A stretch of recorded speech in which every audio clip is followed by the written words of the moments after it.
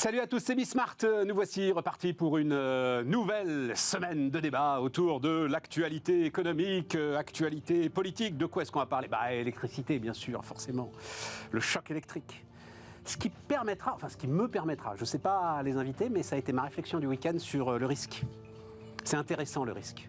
La différence entre le risque et la prévision. Voilà, je trouve que là, il y a et notamment, je m'intéresse beaucoup aux professions du risque et à tout ça, et je trouve que là, il y a quelque chose de très intéressant. Et puis sinon, j'avais envie qu'on revienne assez largement, et mes invités sont d'accord, sur ce que nous racontait, je ne sais pas si vous étiez là jeudi, sinon allez voir, ce que nous racontait François Langlais sur le nouveau monde.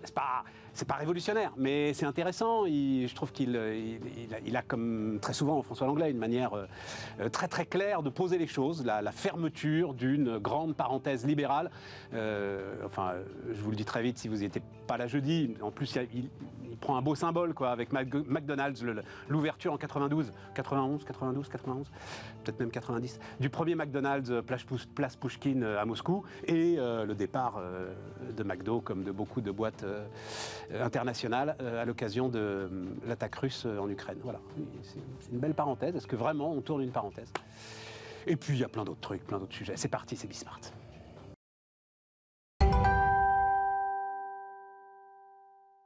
Donc on démarre, François-Xavier Oliveau est avec nous. Salut François-Xavier, associé, initiative et finance. Wilfried Galland, salut Wilfried, stratégiste Montpensier Finance. Et Clément Aura, salut Clément. Salut Stéphane. Prof à la Sorbonne et à Sciences Po, prof d'éco. Donc choc électrique.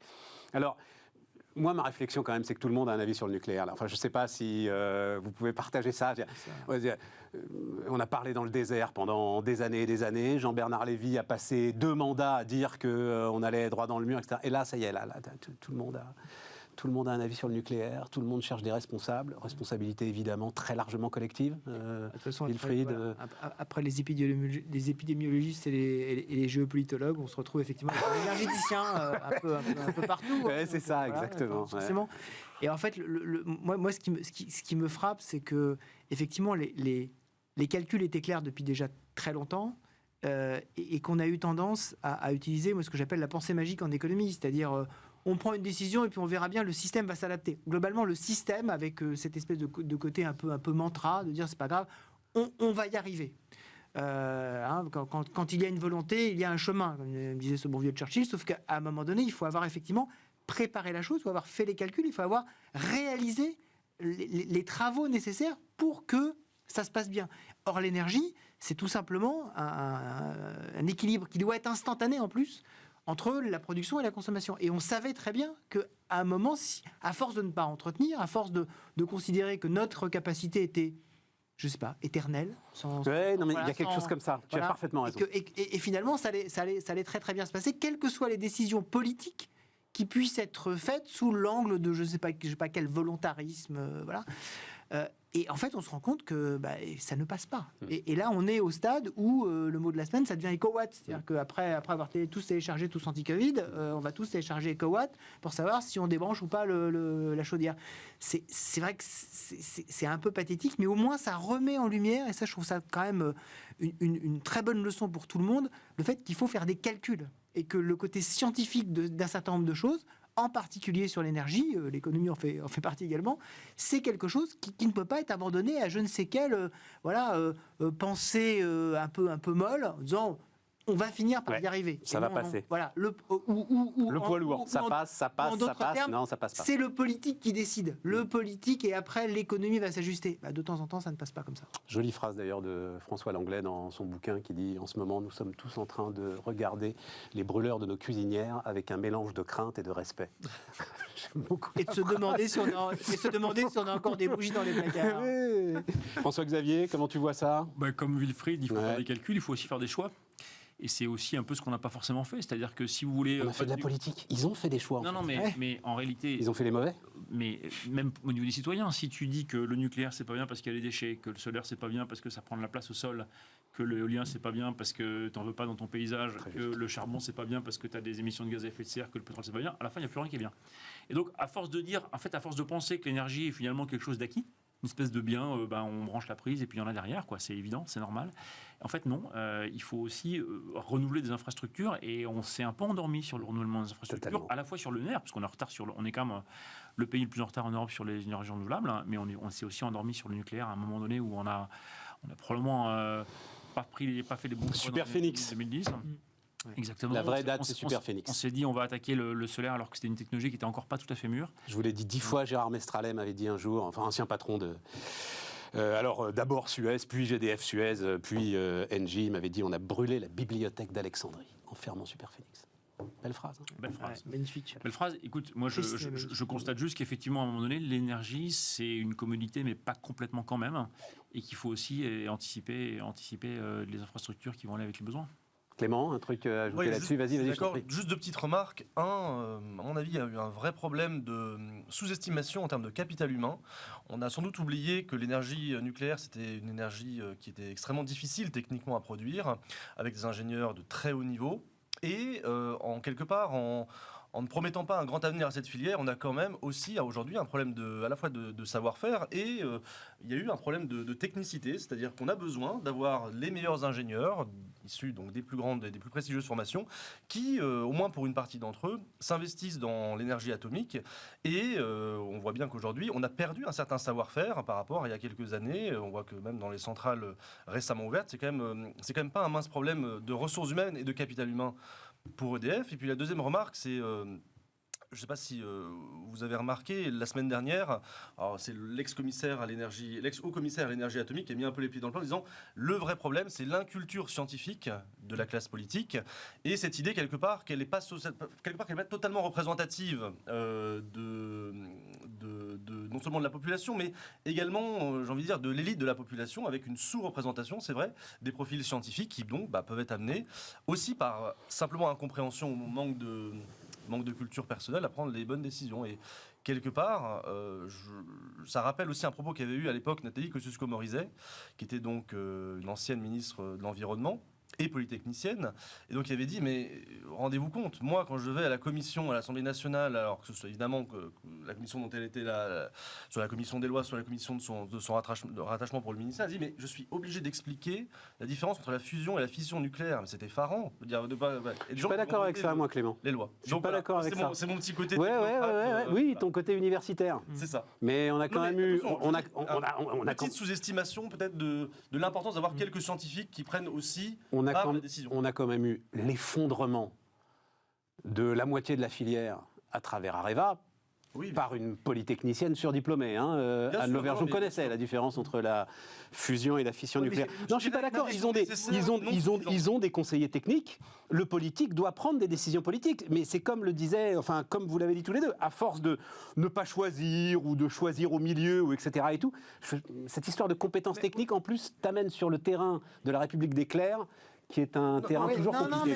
Qui contribue à la décision. Je ne dis pas que, et à mon avis, c'est plus complexe. Je suis pas d'accord. Peut-être qu'on peut. Ça te donne les avis en ifleur, des trucs comme ça, si tu veux, tu vois. C'est-à-dire que la compétence technique est forcément prisonnière de la filière qu'elle a suivie. Mais Stéphane, c'est pas faux. Je suis d'accord avec ça. Je crois que c'est Mitterrand qui disait la pire des décisions que vous puissiez prendre, c'est nommer un amiral au ministère de la Marine.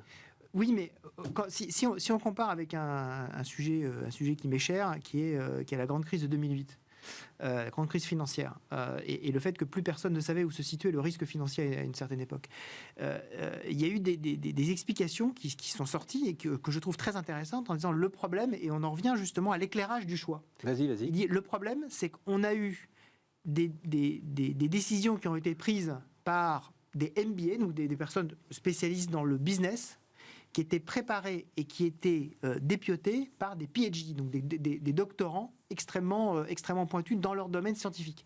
Or, on s'est rendu compte que par orgueil, les personnes, certes très diplômées, mais pas de ce niveau-là, ne posaient pas les bonnes questions et n'admettaient pas qu'elles n'avaient pas tous les éléments pour prendre les bonnes décisions. Donc elles faisaient des choix, mais pas nécessairement les bons choix, en tout cas avec le bon éclairage. Elles refusaient d'aller loin pour admettre qu'à un moment donné, ce n'était pas leur domaine.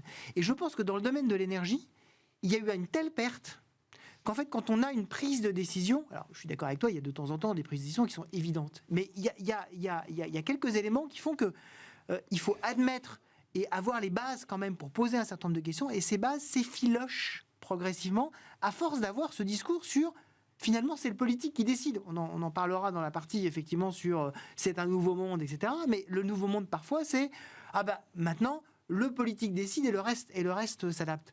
À force d'avoir ce genre de sentiment de volontarisme mal placé, on arrive à ce genre de C'est intéressant comme débat. Je débat. pense que tu as un lien à la fois entre le technique et l'économique. C'est-à-dire que si je reprends l'exemple de l'énergie, il y a eu un choix qui a été fait au Grenelle de l'environnement en 2008, qui était de dire on va pousser à fond sur le solaire, alors que le solaire était encore très très cher en termes de technologie, mais que son coût diminue à très grande vitesse. Et donc la question, c'est aussi le timing et de se dire finalement, à un moment donné, quel degré de maturité une technologie et à quel moment donné je dois la pousser m'appuyer dessus pour construire un réseau électrique. Dans les années 2000-2010, c'était très clairement le nucléaire qui était la technologie la plus fiable et la moins chère. Aujourd'hui ou demain, ce sera probablement plus d'énergie renouvelable avec stockage et avec une évolution de coûts qui peut s'anticiper et qui peut se prévoir. Cette vision globale, à la fois technique et économique, qui moi me semble un peu manquer ou avoir manqué, et qui est en fait une combinaison qui devrait être portée au niveau politique. Clément ? Oui, moi je ne suis pas du tout, juste pour revenir sur ce débat, favorable à la technocratie au sens même étymologique du terme. Vraiment, effectivement, c'est le politique qui doit prendre la décision.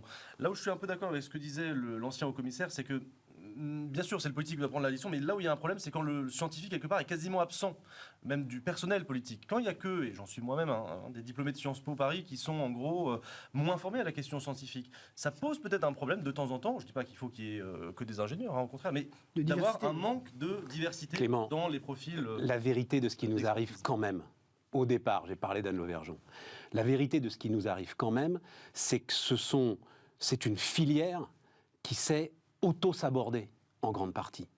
Et tous ces types-là étaient des ingénieurs super qualifiés. L'ensemble de ceux qui ont démarré le PR de Flamanville, en ne prenant, mais en refusant systématiquement tous les rapports, les leçons, les retours d'expérience, les bonnes pratiques qui venaient d'Areva et qui venaient de ce qui s'était passé en Finlande, ces gars-là sont des ingénieurs surqualifiés. C'est ces gars-là qui ont fait ce choix et c'est ces gars-là qui font que 10 ans après, Flamanville n'est toujours pas ouvert, tu vois. Oui, et en même temps, peut-être que le politique aurait pu être un peu plus... mais exactement, c'est là où à un moment, il y a une décision politique. Oui, bien sûr. Il se trouve que les choses sont un peu rentrées dans l'ordre quand tu as eu un politique avec un peu de poigne et qui est rentré dedans. En l'occurrence, c'est Sarkozy. Moi, je m'en fous de Sarkozy, c'est pas le sujet, mais je me souviens de Guillaume Pépi, je vous raconte un peu des petites coulisses, mais Guillaume Pépi me racontant sa découverte de Sarkozy sur le fret ferroviaire, l'éternel sujet du fret ferroviaire.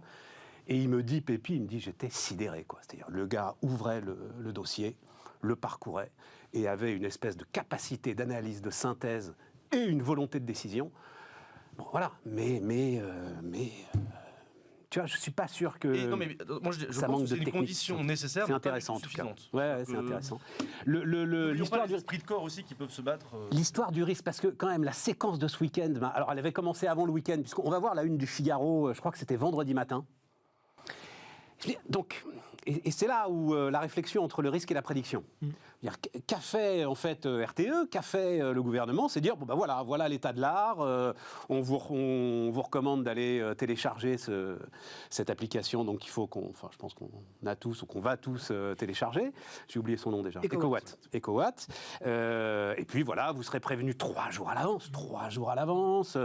Enfin, on a des récits de délestage, c'est super intéressant d'ailleurs. Tu comprends comment fonctionne un réseau électrique moyenne tension. Tu comprends que les écoles, quoi qu'en dise François Hollande, ça c'est quand même ahurissant. Ah non, faut pas couper les écoles. Bah mon pote, à un moment, t'as pas le choix, quoi. Voilà, enfin, c'est compliqué. Bref, je referme la parenthèse. Et c'est devenu alerte, peur, irresponsabilité. Comment le gouvernement peut-il prévoir des coupures? Enfin, j'ai été frappé par cette séquence. On est incapable, en fait, et il va falloir qu'on l'apprenne, de prendre le risque pour ce qu'il est, c'est-à-dire pas une prévision et pas une décision. Non, mais c'est ce que disait François-Xavier, c'est-à-dire que l'électricité, l'énergie en général, a été de plus en plus et est maintenant considérée par quasiment l'ensemble des citoyens comme étant quelque chose d'immédiat et qui doit être absolument Non, garanti. ça va au-delà, c'est sur le risque en général, parce qu'on va en avoir d'autres. Oui, c'est sûr. Si tu veux, tu vois, j'en sais rien, on va avoir catastrophe naturelle, risque de submersion, etc. Il va falloir qu'à un moment, on prenne en compte le risque et à la limite se féliciter, plutôt que d'avoir peur, se féliciter de ce qui soit pris en compte. Mais globalement, on est dans une société qui de plus en plus refuse le risque. Exactement. Puisque c'était effectivement un des points de France en anglais, qui est de dire, le point c'est la protection. On a de plus en plus besoin, envie et on réclame de la protection. La protection, qu'est-ce que c'est ? C'est surtout, je ne veux pas de risque. Qu'on me laisse dans mon univers un peu cotonneux. Quitte à ce que je ne fasse plus rien. C'est pas très grave. Mais à partir du moment où vous me mettez dans cette espèce de cocon, ça se passera bien. Là, effectivement, ça devient difficile. Ouais. Je dirais même, il y a cette idée un peu d'oiseau de mauvais augure. C'est celui qui parle du risque, oulala, attention. Oui, que le messager. Exactement. Exactement. Et en même temps, moi j'ai trouvé que dans l'interview du 13h d'Emmanuel Macron, il avait été très clair, voire assez sec, en disant pas de panique, ce n'est pas vrai. Il a été quand même assez sec à la question de la journaliste. Mais tu es sans doute le seul à l'avoir regardé, si tu veux. C'est la Une première mauvaise fois. langue. Non, mais c'est pas notre sujet. Je suis quand même sidéré. C'est la première fois. C'est important. Ah oui, puis mais tout le monde s'en fout, quoi. Facile à regarder. Vraiment, enfin, il y a longtemps que je n'avais pas eu une prise de parole présidentielle avec aussi peu d'impact et d'écho. Mais revenons sur le risque et le risque, le danger, l'hypothèse. Mais on a une société qui a considérablement écarté beaucoup de dangers. Je veux dire, il y a beaucoup moins de dangers de guerre, il y a beaucoup moins de dangers de catastrophes naturelles et de dégâts de catastrophes naturelles, il y a beaucoup moins de dangers sanitaires, de perte des infrastructures de base qu'il y a 20, 40, 50 ans. Donc effectivement, on a été habitué à ne plus vivre sous le risque, ce qui fait que chaque risque devient intolérable ou très, très douloureux. Et on revit, Wilfried faisait un parallèle avec tous anti-Covid, on revit un peu l'impression qu'on avait pendant le Covid, en fait, en disant, mince, il y a un truc qui nous arrive, on a oublié que ça existait. Et donc on a un peu confondu la disparition complète du risque avec la réapparition de certaines phases, parce que je pense que c'est pas... Comme dans beaucoup de cas, c'est pas un déficit structurel et très durable d'énergie. On va reconstruire des capacités énergétiques, ça va peut-être prendre du temps. On va les remettre en route. On en parlera demain. On pourra en parler demain, mais enfin, vous en parlerez demain. Oui, j'en parlerai demain avec. Il y a le Shift Project, là, le truc de Jean Covici, qui aura un rapport sur le gaz. On verra ça demain, mais on va encore reparler de risque. Donc, en tout cas, Au cœur du sujet. En tout cas, c'est sûr qu'on a une tolérance au risque qui est beaucoup plus faible. Des pulls. Oui, beaucoup plus faible qu'avant. Mais de même que tu as une tolérance à la perte de pouvoir d'achat avec l'inflation, il y a une tolérance aux perturbations qui est beaucoup moins élevée qu'avant. Je ne sais pas si je vous l'ai déjà dit, c'est Vincent Balouet qui vient nous voir régulièrement. Allez voir son site d'ailleurs qui s'appelle maîtrisedesrisques.com. Et Vincent m'expliquait un truc bête comme chou, mais je trouve très intéressant. La France est un pays globalement préservé des catastrophes naturelles. Voilà, les catastrophes naturelles en France sont jamais très très graves, etc. Et donc l'État toujours a pu en fait dire on arrivera à vous protéger. Les États-Unis connaissent l'extrême et l'État a compris très très vite que les citoyens devaient apprendre à se débrouiller eux-mêmes et que l'État ne pourrait pas tout. Et il dit on a là la racine d'une façon d'aborder le risque différente entre ce qu'on peut avoir en France et dans certains pays d'Europe occidentale et ce qu'on peut avoir aux États-Unis. Je trouve cette vision très intéressante, très pertinente. C'est la racine parce qu'il y a aussi des cultures du rôle de l'État qui sont très très différentes. Mais qui viennent de ça, qui viennent de ce que t'es dans l'extrême, t'es dans l'immensité, de toute façon à un moment il va falloir que tu te démerdes.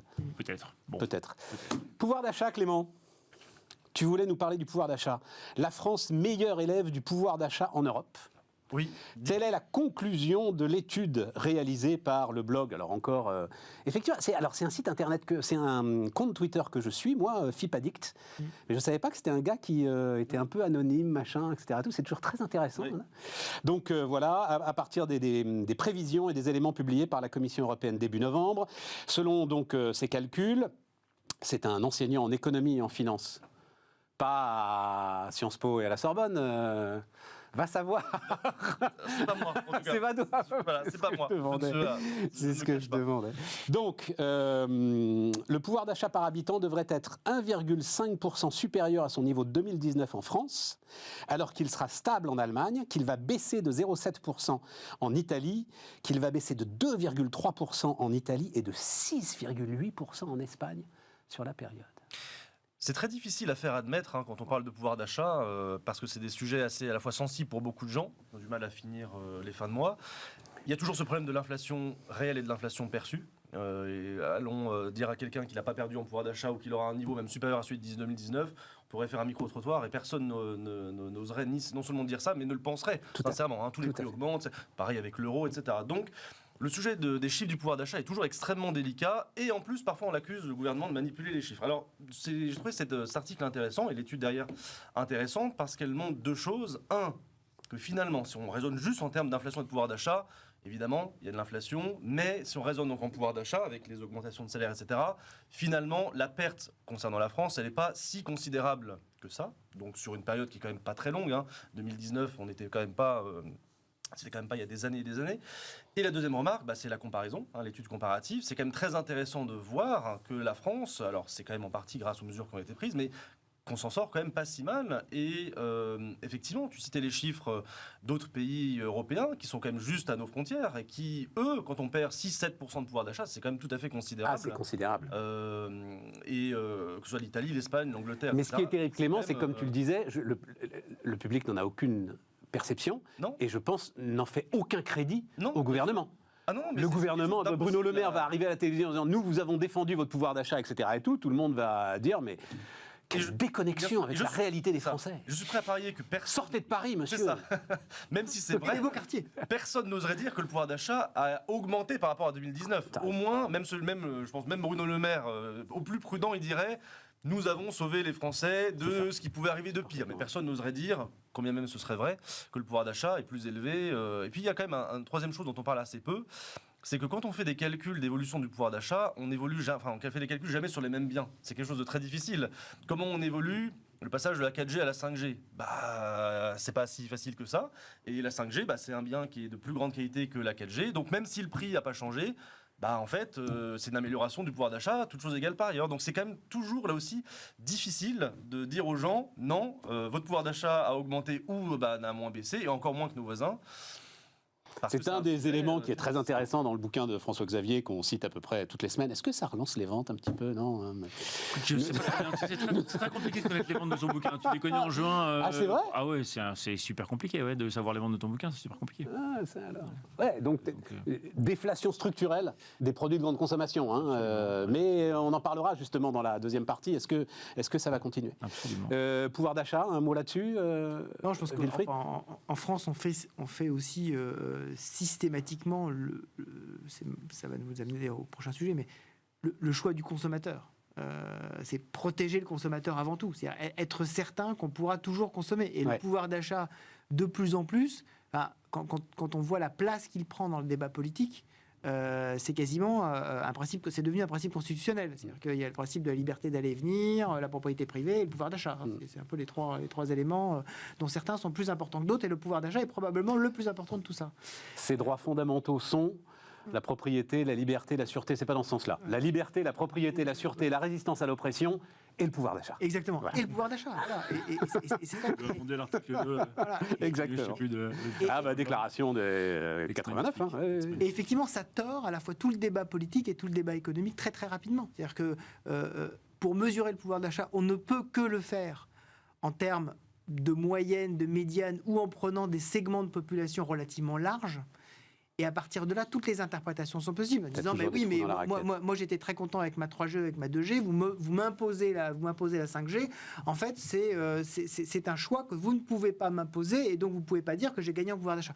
Le débat, en fait, il n'est absolument sans fin, et il n'a aucune réponse. Bon, je vais mettre ça quand même en parallèle avec ce que nous a dit S&P, qui place la dette de la France sous surveillance négative. Oui. C'est-à-dire qu'à un moment... c'est à un prix, quoi, tout ça. Voilà. À un moment, le réveil sonne. Mais à l'inverse, Moody's a confirmé la perspective stable. Oui. Il faut quand même le dire. Oui. Ah bah oui. Mais pas S&P. C'est dommage. Le fameux choc du AAA, c'était S&P. François Barouin, tout ça. C'était S&P. Moi, je me souviens de cette soirée-là. On était tous restés au boulot. C'était un vendredi soir, 20h, François Barouin. Nous avons perdu le AAA. Je rappelle qu'on ne perd un AAA que si, au minimum, deux des principales agences de notation font la même analyse. Oui, là en l'occurrence, oui. Mais si on a une des deux agences qui est Moody's, qui dit c'est stable, et l'autre qui dit c'est négatif, en gros, il y a ballottage défavorable. On l'avait perdu quelques mois après les Américains, je crois. C'était ça l'histoire. Et les Américains, c'était Obama. C'était à cause du plafond de la dette. Ouais. Et Décembre 2011. Obama avait dit... décembre 2011, c'est ça? Décembre 2011, ouais. Et Obama avait dit... l'Amérique est triple A, restera éternellement triple A, etc. etc. Et j'attendais un peu quelque chose comme ça. Sarkozy, à l'époque, avait dit quelque chose de comme ça en ouais, disant ouais. Moody's a maintenu la note alors qu'elle est 2 fois plus grosse en termes de... Oui, mais il n'y avait pas la même conviction, parce qu'on n'était pas tout à fait dans la même situation, en disant, mais en gros... Puis l'important, c'est qu'il n'y ait pas d'impact sur les taux. on va pas avoir le temps de le faire si on le fait pas maintenant, et je tiens quand même juste à parler un peu de ce sujet qui est en grande partie ton sujet, François-Xavier. Alors j'ai appelé ça private equity pour tous. C'est-à-dire que là, c'est Boursorama. Alors c'était, je sais plus quand, c'était le mois dernier, je crois. J'avais prévu qu'on en parle ensemble. Boursorama lance une offre en ligne pour profiter. Alors c'est le Figaro qui écrit ça. Profiter des juteux rendements. J'adore. De cette classe d'actifs, entre 10 et 15% par an en moyenne, pour une poignée d'euros et surtout en quelques clics. Donc c'est un mouvement initié depuis de nombreuses années. Est-ce que c'est... donc tu travailles évidemment dans cette industrie du private equity. D'abord, juteux rendement, François-Xavier. Et ensuite, est-ce que vraiment cet accès aux particuliers, c'est un truc que j'entends, j'ai l'impression, depuis 10 ans, qui à chaque fois, je me dis, c'est intéressant. Je crois qu'il y a la captive de Stellantis, enfin de Peugeot à l'époque, qui a un livret d'épargne aussi qui ressemble un petit peu à ça. Est-ce que c'est quelque chose qui... aussi juteux. Écoute, il y a de la cohérence. Le private equity, il y a beaucoup de fantasmes autour du private equity, effectivement, les juteux rendements, etc. En fait, c'est une classe d'actifs... on va dire, il y a 3 types d'actionnaires pour une entreprise. Actionnaire familial, je possède mon entreprise, je l'ai créée, je l'ai transmise à mes enfants. Donc là, c'est le premier type. Deuxième type, l'actionnaire à côté. Je suis coté en bourse et je peux échanger et vendre des titres au quotidien. Et le troisième type, pour simplifier, c'est le private equity qui est en fait des investisseurs pour compte de tiers qui vont investir, ce sont, on va dire, des actionnaires professionnels. Exactement. Qui vont investir dans l'entreprise, les choisir avec un grand soin, investir dedans, les accompagner pendant une phase de leur développement, qui peut être une phase d'internationalisation, de structuration, de déploiement de la croissance externe. C'est vraiment de faire franchir une étape aux entreprises. Et s'engager à rester. Pendant une durée... Qui est de combien en moyenne? 4, 5 ans? En moyenne 5 ans. 5 ans, mais ça peut être 3 ans comme ça peut être 10 ans. Donc au moment où on investit, d'abord on ne sait pas quand on va investir dans une entreprise. Quand on lève des fonds et qu'on a un fonds de private equity, on va les déployer au fur et à mesure des opportunités et de ce qu'on appelle le deal flow, donc des entreprises qui arrivent et qu'on va examiner, et on va les accompagner pendant une certaine durée, et on va transmettre le bâton à un autre actionnaire. Mais ce sont des tickets d'entrée à plusieurs centaines de milliers d'euros, traditionnellement. Et est-ce que cette idée permanente d'essayer de ramener ça, même BPI France a essayé de faire ça, le problème, en fait, ce qui va nous ramener au risque, c'est qu'il faut accepter quand même une forte dose de risque dans son épargne à partir du moment où on investit dans le private equity. Tu as 3 critères dans l'épargne. Tu as le rendement, le risque et la liquidité. D'accord ? C'est plutôt des rendements effectivement assez élevés. C'est un niveau de risque qui est relativement élevé par rapport aux autres placements. C'est un risque qui n'est pas mauvais par rapport au rendement, mais c'est un risque qui reste relativement élevé, et c'est une très mauvaise liquidité. Voilà, c'est ça. Pour le coup, c'est la liquidité qui est la principale contrainte du private equity. C'est-à-dire que si tu veux investir dans le private equity, tu investis à un instant T, tu engages des fonds dont tu ne sais pas quand ils vont être appelés et dont tu ne sais pas quand ils vont être rendus. C'est sur une durée de 10 ans, tu dois immobiliser du capital ou promettre la prime d'illiquidité, capter la prime d'illiquidité de l'investissement. Et donc toute la question, et c'est la difficulté principale pour le rendre accessible aux petits actionnaires, c'est finalement comment est-ce que tu arrives à intégrer cette illiquidité dans un placement de particulier où tu vas avoir besoin éventuellement d'avoir un peu de liquidité. Donc il y a des solutions, il y a différentes solutions qui peuvent être des solutions de produits packagés où tu as beaucoup de fonds et donc tu as des appels de fonds qui sont très bien répartis et des distributions qui sont plus réparties. Donc tu peux gérer cette illiquidité de différentes façons. Tu peux la gérer aussi au moyen d'un marché. Mais à ce moment-là, il faut accepter de perdre une partie des rendements juteux. Mais de toute façon, il n'y a pas de... Sinon, il y a le livret A. Mais c'est ça. Tu ne veux pas de risque et un compte courant. Je comprends. La prime d'illiquidité. Donc plus elle est grande. Il n'y a pas de formule magique, et le private equity n'est pas une formule magique. C'est un investissement plutôt à bon rendement, plutôt à risque relativement élevé et à très mauvaise liquidité. Et ça marche, ces appels vers les particuliers, quand ils sont faits comme ça? C'est le début aujourd'hui. Il y a une vraie appétence des particuliers, ça c'est clair. Il y a encore des outils. C'est en train de se structurer. Moi, je suis plutôt partisan de ça. Ah, mais moi aussi, je trouve ça très intéressant. Et puis, c'est toujours donner du sens à son épargne, etc. Voilà, tu sais où est ton pognon, tu connais les dirigeants. Effectivement, un point intéressant, c'est que chacun des fonds de private equity a une stratégie. Voilà. Celui que je dirige, que je co-dirige, il souhaite investir dans la transition environnementale des entreprises. Donc, on accompagne activement la transition environnementale des entreprises. Et chaque fonds a une thèse, une stratégie, une expertise, un angle, et donc effectivement, il y a un sujet. Donc tu peux effectivement, quand tu en parles aux particuliers, tu peux leur dire, voilà, on va investir dans une poche qui a telle caractéristique, qui est par exemple les ETI dans les territoires. On va accompagner les ETI dans le territoire français. Il y a beaucoup de fonds de private equity qui sont autour de cette thématique-là. Voilà, transition environnementale, croissance externe. Donc c'est le début. C'est le début. C'est encore une classe qui est pas évidente à vendre ou à distribuer parce qu'il y a des vraies contraintes. Je pense qu'il y a un vrai besoin de compréhension de cette classe d'actifs. Elle est très très mal comprise. Elle est souvent mal perçue, alors que c'est plutôt un vrai facteur de développement, notamment des PME, des entreprises et des ETI. Mais il y a un besoin de faire comprendre ce qu'elle est et effectivement ce que ça peut donner comme conséquence auprès d'un investisseur particulier qui souhaite mettre un peu de son capital dans cette classe d'actifs-là. Intéressant. On marque une pause et on parle du Nouveau Monde.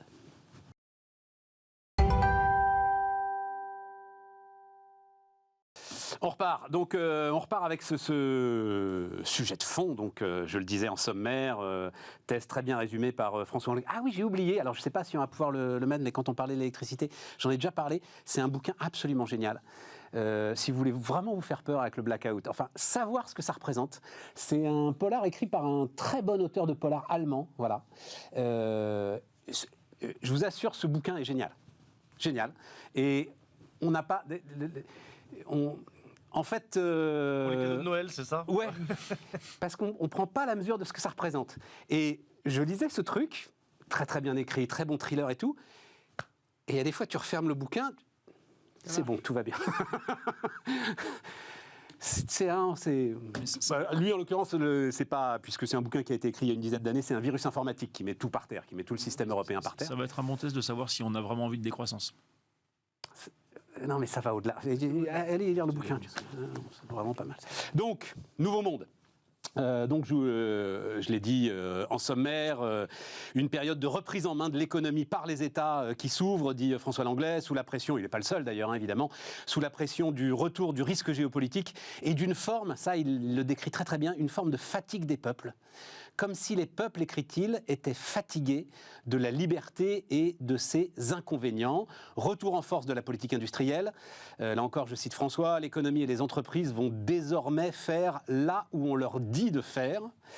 Et la primauté à nouveau donnée aux producteurs sur le consommateur. Alors, je ne sais pas si tu peux confirmer ça, Wilfried, mais il écrit que la part des salaires dans la valeur ajoutée aux États-Unis a commencé à remonter. Dans cette primauté donc donnée, ce qui ne serait pas étonnant, hein, vu les hausses de salaire très importantes qui ont été, qui sont données depuis 2-3 ans. C'est un petit mouvement. C'est un petit mouvement, mais enfin bon, voilà, c'est un mouvement. Bref, question très ouverte, très large. Comment est-ce que Clément, on avait déjà eu un débat comme ça d'ailleurs, oui, hein, l'année dernière sur le nouveau capitalisme. Je l'ai pas lu, donc ce serait malhonnête de. Ouais, je te l'ai résumé, voilà, quoi, le truc. À partir de ce que tu as dit, alors moi il y a. Comment dire, il y a deux choses. Je pense qu'il a certaines intuitions de fond qui sont assez vraies. Effectivement, il y a des tendances comme ça. Il parle de retour de la politique industrielle. On voit d'ailleurs même que la visite d'Emmanuel Macron avait officiellement quand même un peu ça, hein, derrière. Et quelque part... Tu veux dire aux États-Unis ? Oui, enfin les affrontements entre les politiques industrielles. Ah, pas un peu, c'était à fond ça. Ah, oui, voilà, oui, la oui. loi anti-inflation aux États-Unis versus ce qu'on est capable de faire en Europe, etc. Bon, je dis pas qu'il n'y a pas. Moi, je pense que voilà, c'est intéressant de voir qu'effectivement il y a ce type de tendance, mais de la même manière que j'étais pas du tout d'accord sur un de ses précédents ouvrages qui s'appelait La fin de la mondialisation, j'y crois, comment dire, à moitié. C'est-à-dire que je pense que même s'il peut y avoir des tendances, un peu plus de politique industrielle, un peu moins, je pense que le mouvement de fond, pareil pour la mondialisation, n'est pas totalement n'a pas changé. Et je reste quand même convaincu que quand on écrit ça, comme le fait François Langlais, et encore une fois, j'ai pas lu son ouvrage, on exagère un petit peu la tendance, voilà, avec le sentiment à l'instant T. Non, non, voilà. c'est pas faux. Parce que la fin de la mondialisation, il l'a écrit il y a quand même des années, il l'a écrit bien avant le Covid. Et honnêtement, quand on regardait la croissance du commerce extérieur, elle a cessé de croître bien après même l'apparition de son ouvrage. Donc à l'époque, ça ne se justifiait pas. Peut-être l'année 2020, évidemment, elle se justifiait. Et aujourd'hui, est-ce que vraiment tout change tel qu'il le décrit ? Moi, je pense qu'on est dans un fil, effectivement, où il y a une petite inflexion, oui, sur la politique industrielle ou sur d'autres choses. À mon avis, la tendance générale n'a pas changé. Ça, c'est mon opinion. Je vous ai parlé des professions du risque tout à l'heure. Je travaille aussi beaucoup avec les acheteurs. L'obsession aujourd'hui des acheteurs des grandes entreprises, c'est quand même la relocalisation des chaînes de valeur. C'est leur obsession. Hein. Il y a vraiment eu un tournant. Ah oui, ils le font. Ils cherchent par tous les moyens à le faire.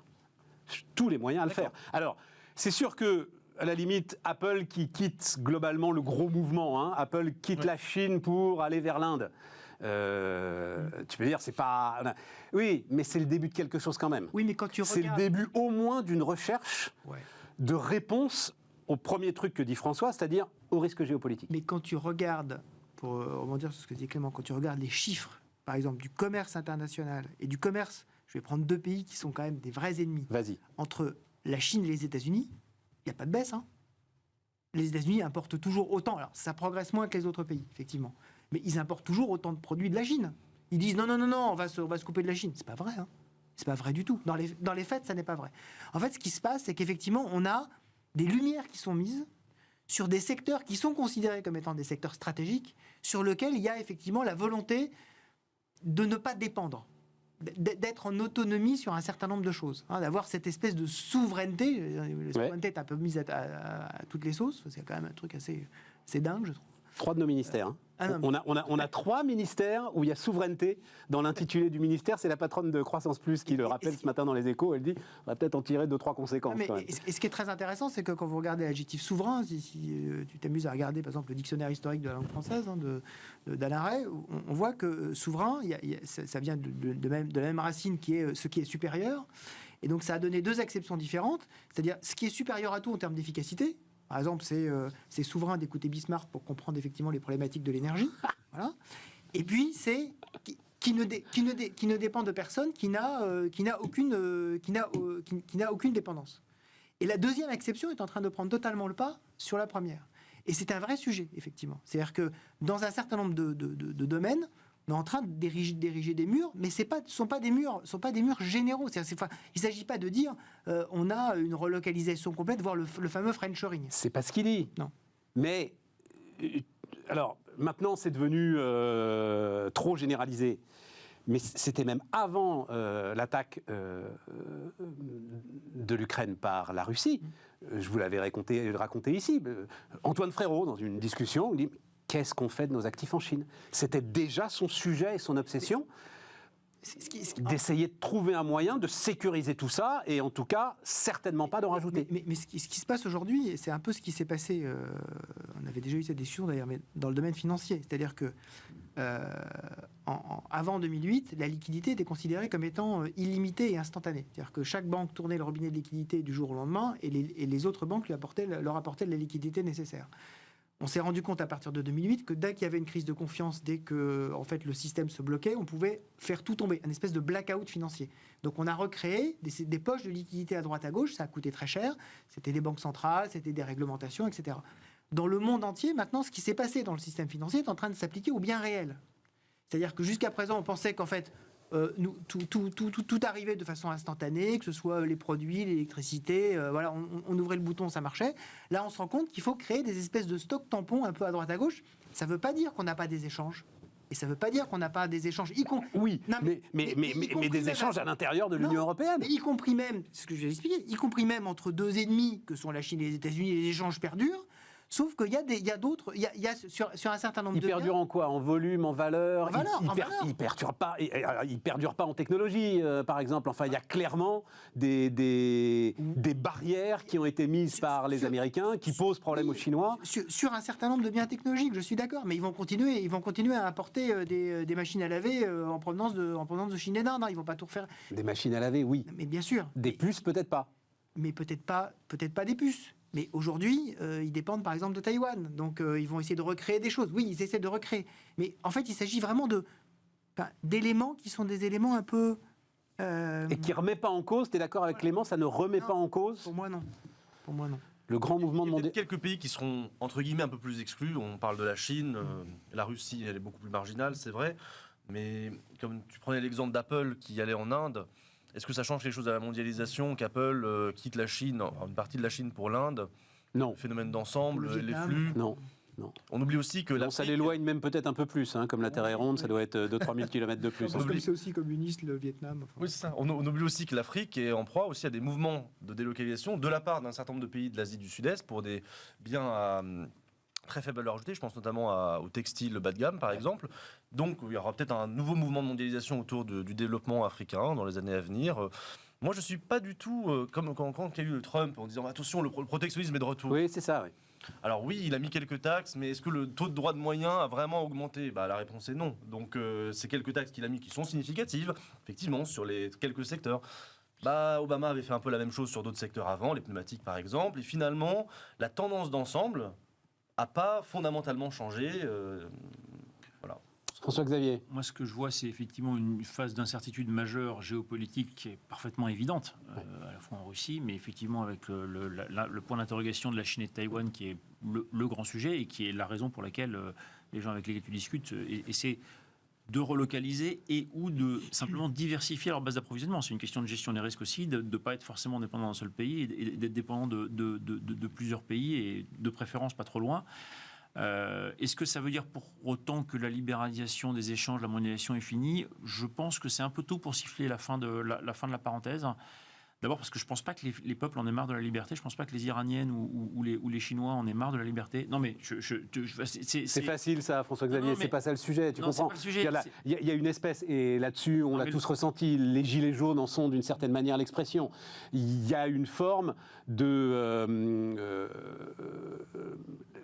comment est-ce qu'on va dire ? D'organisation générale de la société. Oui, l'idée qu'on a été les perdants de l'ensemble de cette histoire, c'est l'élection de Trump, c'est les gilets jaunes, c'est ce qu'écrivent très bien dans leur bouquin Tesmar et Landier, sur l'idée que nous-mêmes, économistes, on s'est gourés sur le poids de l'industrie, l'efficacité, enfin bref, oui, il y avait des perdants, quoi, voilà. Oui, c'est un peu ça le sujet. Et donc cette demande d'ordre dont on parlait. Les gilets jaunes demandent aussi beaucoup de liberté, enfin, je veux dire, de protection. En fait, j'ai toujours un peu peur, chaque fois qu'il y a une crise, on a tendance à se dire tiens, les régimes autoritaires ça marche vachement bien. Et d'ailleurs François Langlais admet tout à fait qu'il a eu le même réflexe au début du Covid et dans ton interview il y a quelques jours, et où il dit oui, je me suis planté, j'ai pensé que la Chine gérait super bien le Covid, en fait ils n'ont pas bien géré le Covid. Et c'est un peu cette tentation du régime autoritaire, la France des années 30, etc., où on se dit ça marche quand même vachement mieux dans les régimes un peu forts où il y a un peu de poigne, etc. Et sauf qu'en fait à la fin ça marche pas. En fait, à la fin, ça marche toujours mieux dans les démocraties. Donc, c'est pour ça que je dis, tu vois, il y a une tension, il y a des crises, donc on dit, ah ouais, ça marche quand même super bien, il nous faudrait une grande dictature. On parlait tout à l'heure de dictature verte, ou dictature voilà, pour enfin régler les problèmes, une dictature énergétique qui nous mettrait les centrales, machin, etc. Mathieu, cette tentation de la dictature en phase de crise, c'est un vieux classique. Donc, et en fait, ça marche pas. Non, mais il faut marteler ce que tu dis. Et quand même à la fin, tu t'aperçois que finalement, le commerce international, le marché, c'est quand même vachement bien en fait. Et tu t'aperçois que si tu en avais peut-être laissé un peu plus de marché dans l'énergie, peut-être qu'on n'en aurait pas, on serait pas en pénurie. Smith a toujours raison. T'as pas le droit de... Alors là, tu viens de dire un truc. Ça, c'est horrible. Ça, je me lavais la bouche. Plus de marché, mon Dieu. Ça marcherait mieux si on avait mis plus de marché dans l'énergie. Écris ça sur Twitter. Tiens, tu vas expérimenter ce que c'est qu'un shitstorm. Je me lavais la bouche. Non, le point, c'est qu'on a tendance à refermer la liberté un peu vite, à mon avis, en période de crise, et que il ne faut pas aller trop vite sur l'enterrement du libéralisme. Moi, je vois deux choses qui sont en train, ou deux tendances de fond qui sont en train de se passer et qui sont vraiment, pour le coup, inscrites dans le long terme. D'abord, tu parlais tout à l'heure des impacts de la mondialisation. L'impact de la mondialisation, ça a été une réduction fondamentale des inégalités entre les pays. C'est-à-dire qu'il y a eu une époque où les pays riches faisaient fabriquer chez les pays pauvres. Les pays pauvres sont plus pauvres. Ils sont émergents, ils ont une classe moyenne, ils deviennent de plus en plus proches des riches. Et donc, assez naturellement, l'avantage salarial qu'ils avaient commence à s'atténuer et à disparaître. Et donc, tu vas avoir assez logiquement une redistribution des cartes où tu n'as plus forcément besoin, avec en plus des chaînes de production qui s'automatisent de plus en plus et qui sont en fait extrêmement... Enfin, avec des oui, je comprends. La différence de valeur est plus qu'elle était, ça y a un petit moment qu'on le sait. Et l'industrie 4.0 fait qu'en fait, à la fin, finalement, c'est pas plus mal de relocaliser proche de tes frontières que loin. Et d'ailleurs, les gens avec lesquels tu discutes et qui relocalisent sont pas en train de se dire je vais payer plus cher en relocalisant, ils sont en train de se dire comment est-ce que j'arrive à payer pas plus cher en relocalisant. Et oui. Les gens avec lesquels je discute sont conscients qu'il faudra peut-être payer plus cher. Autant d'ailleurs pour des questions environnementales, machin, etc. Et tout. C'est ce qui amène à l'autre sujet, le producteur, le consommateur. Malgré tout, tu vas quand même essayer d'optimiser les deux. Va consommer, quoi. Malgré tout. En fait, ce qu'on voit, c'est qu'on dit dans les enquêtes, on dit oui, bien sûr, si c'est made in France, je suis prêt à payer plus cher. Et en fait, dans la réalité de la vie économique, on se rend compte que c'est pas le cas. Surtout en ce moment. Et en fait, un des sujets, et là où je rejoins malheureusement un des diagnostics de François Langlais, c'est que ce qu'on se rend compte malheureusement, c'est qu'un des éléments les plus importants en économie a tendance à être rejeté par les citoyens, ça s'appelle le signal prix. C'est-à-dire qu'on On l'a tué. On a énormément de modèles. On a tué le signal prix Voilà. avec Exactement. le quoi qu'il en coûte, ça c'est clair. Exactement. Et avec le quoi qu'il en coûte et avec la taxe carbone fusillée par les Gilets jaunes. Et alors que on sait bien que pour concilier à la fois la liberté de choix et l'orientation générale, justement, des choix pour une politique économique, le signal prix, c'est la solution. Or, il est de plus en plus rejeté. Et ça veut dire, si on rejette le signal prix, ça veut dire qu'on demande un signal réglementaire. Et donc, c'est forcément beaucoup plus compliqué. C'est ça le sujet. C'est encore mieux dit que Milton Friedman lui-même. Voilà, On se retrouve avec des prix plafonnés de l'énergie et des risques de pénurie. Et parce que si on bloque les prix, on a un problème des quantités. Mais ce qui n'est pas objectivement dit, c'est qu'effectivement ça, c'est si on casse le signal prix, alors on a un signal par les quantités.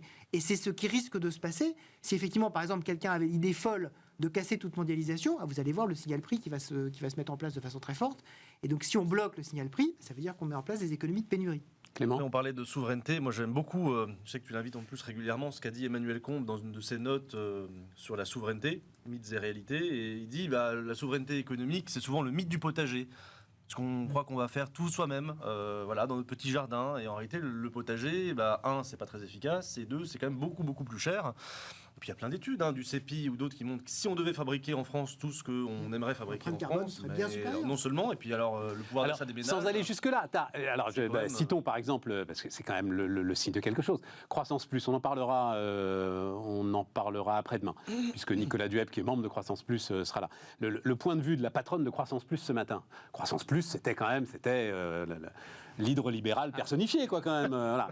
Et là, elle dit, elle veut des clauses de proximité dans les appels d'offres. Elle veut de la préférence nationale dans les appels d'offres et dans les appels d'offres publics. Ne me dites pas qu'il ne se passe pas quelque chose, là, quand même. C'est assez profond et puissant. 20 ans, j'étais à peine né quand on disait déjà ça. Non, je ne sais pas si c'est très nouveau. Tu as raison. Le truc est vieux.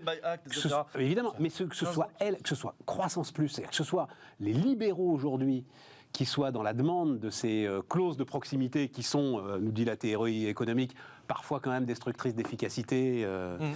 Bon, je trouve qu'il se passe quelque chose quand même. Tu as un réflexe de protectionnisme en phase de crise, systématiquement. Rien de plus. Et sachant que les autres font la même chose en face. En tout cas, je ne sais pas s'il y a rien de plus, mais il y a au moins ça. Il y a au moins ça. Ouais. L'Inflation Reduction Act aux États-Unis est extrêmement...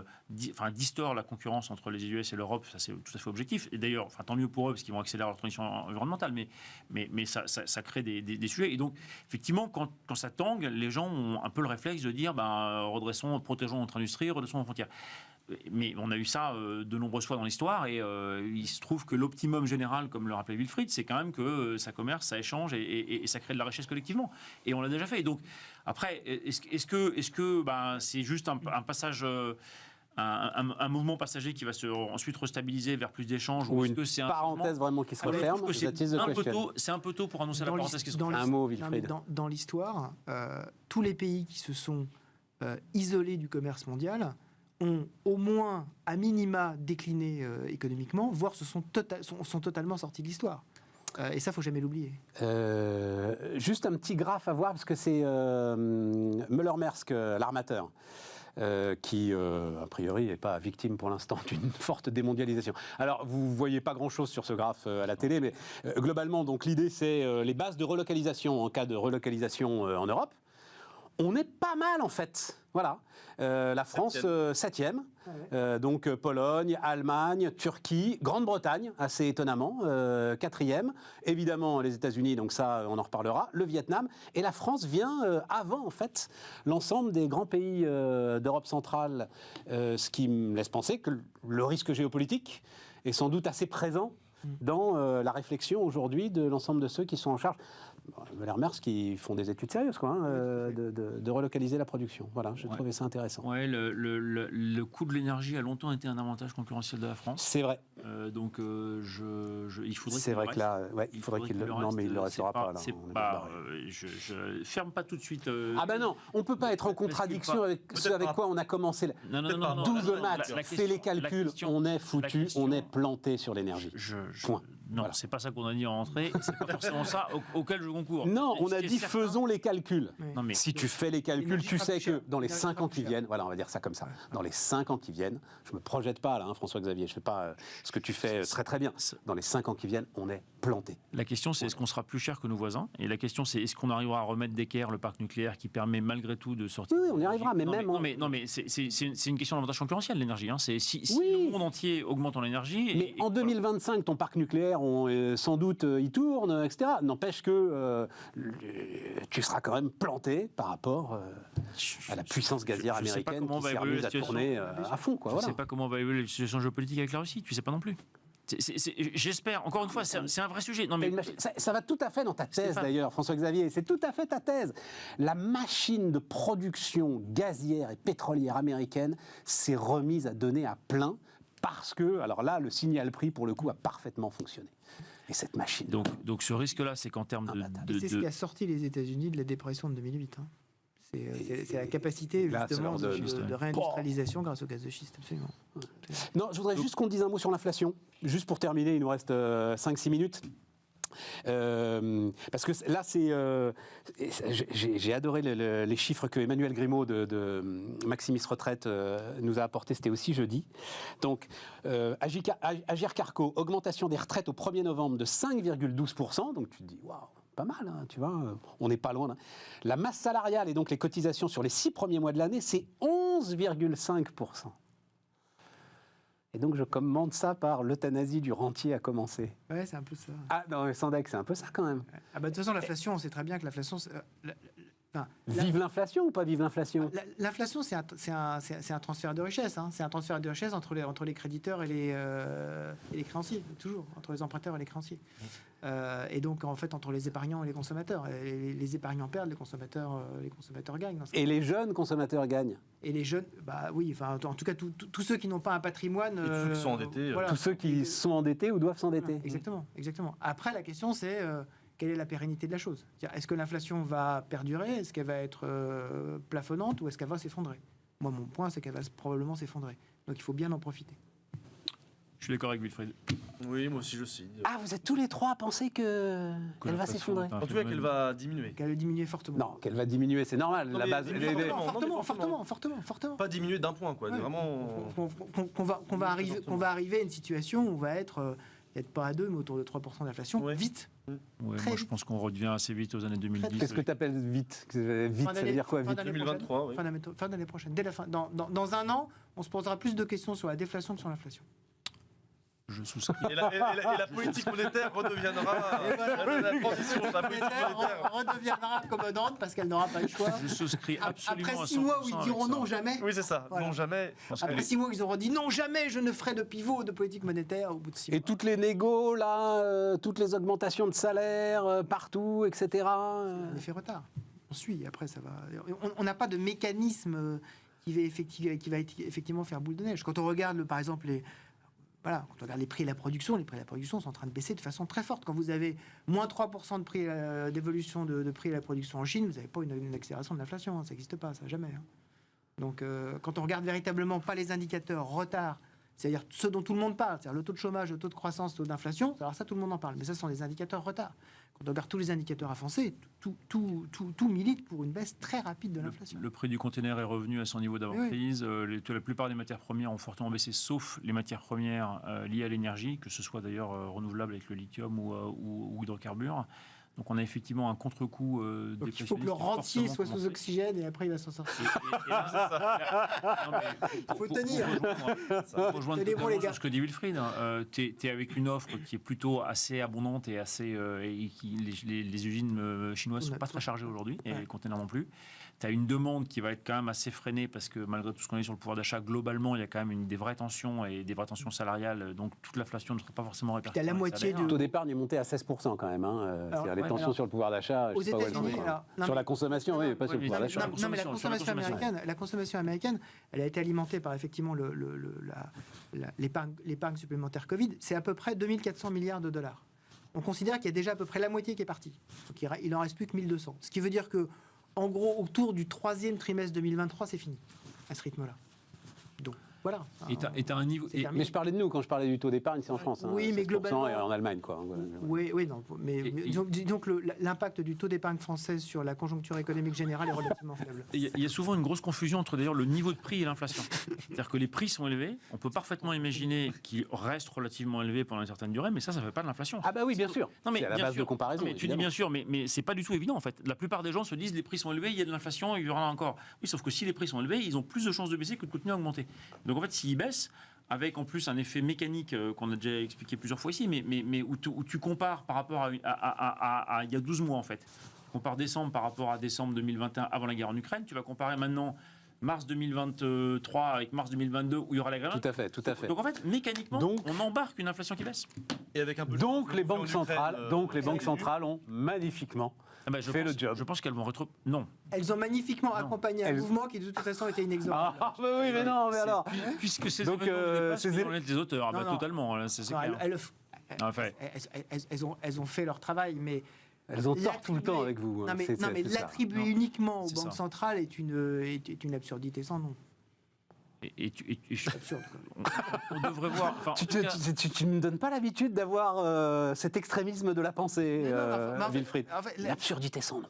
Mais en fait, oui, c'est-à-dire que moi ce qui m'agace, c'est s'attribuer des mérites qui ne sont pas. Non, mais il s'attribue rien. Pour si, quand on Oh regarde- quoi Christine Lagarde, elle est très très mesurée. J'ai vu ses dernières déclarations. Là, oulala, il est beaucoup trop tôt pour se prononcer. Ah bah, il est trop- Powell aussi, c'est. Non, mais c'est normal qu'il ait beaucoup trop calmos. tôt. C'est normal qu'il soit beaucoup trop tôt pour se prononcer quand tous les indicateurs avancés vous donnent. Mais tort. attends, ça veut dire que la prochaine hausse d'auto, c'est une connerie. Ça Quand veut dire- Villeroy dit il faut monter 0,5, il nous fait Trichet 2008. Je pense que c'est la toute dernière et qu'on est déjà trop restrictif. Ouais. Ouais. Mais c'est pas grave, ils ont l'habitude de je pense faire que des l'inversion erreurs. Après, il y a peut-être un lien avec je le taux de pense que change de l'inversion l'euro. sera plus rapide que ce qu'on sera un pense. peu- Je suis d'accord avec Wilfried. Je pense que ça rétropédalera très très vite. Taux de change de l'euro, dit Clément. Non, mais peut-être que ça peut être aussi une idée que. De défendre le taux de Voilà. change, Mais mais défendre le taux de change. le taux d'intérêt C'est- est c'est- faible. Pour moi, c'est la vraie raison. C'est la vraie bonne raison de tenir. Même pour Ouais, l'inflation, c'est un peu c'est pas très bon d'avoir un euro aussi faible quand on a une inflation. 1,05 on est là, hein, à peu on est à près. 0,5, un petit peu au-dessus. Les amis, tout cela a été vivifiant Et dense. et dense. Et donc, on se retrouve demain. Effectivement, on parlera d'énergie, on parlera du gaz. On parlera management aussi, ressources humaines, tout ça. Ces nouveaux concepts RH. On a l'impression d'être dans une prairie au printemps avec les concepts RH. Là, c'est des Oula. fleurs dans tous les sens. Toutes les 24 heures, tu as un nouveau concept. Agreste, la vision Absolument. bucolique de l'économie. Absolument. Messieurs, seulement ça. l'impression que tu as un nouveau concept qui arrive. Sans doute le signe que tout le monde est perdu quand même. Bref, à demain.